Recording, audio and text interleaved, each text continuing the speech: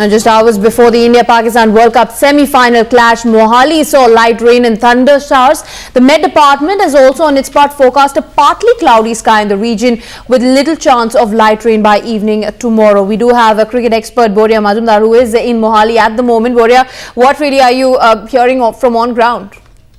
It's madness. That's what I'm telling you. I mean, it's complete madness. It's a torrential downpour.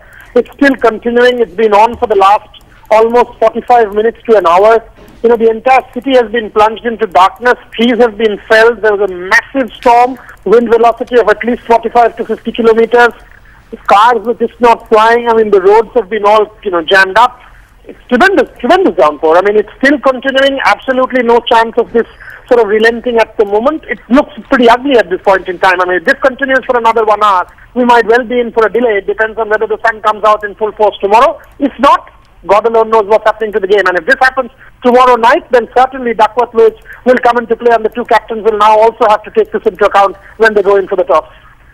Right. Also, Boria, how really do you see the weather conditions as they are right now affecting tomorrow's match? Of course, it will impact because, look, now the ground will be covered. There will be sweating. There will be sweating under the covers, which will have an impact, some kind of impact on the pitch. The square is covered. Mohali is a good draining ground. Having said that, this will certainly impact upon the pitch in the initial few overs. There might be carry if there's cloudy. There might be a decent amount of swing, and for the faster bowlers there might be some help as well. So all of this, suddenly this complete twist in the weather actually throws quite a few plans off gear.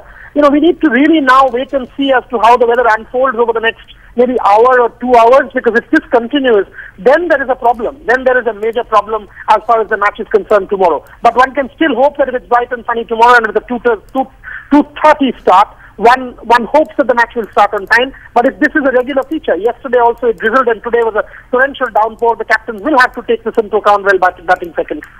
Now, Boria, the Met Department, from what we're hearing, says that the weather could perhaps clear up by morning. But what impact do you see this having, considering that dew is an important factor in Mohali?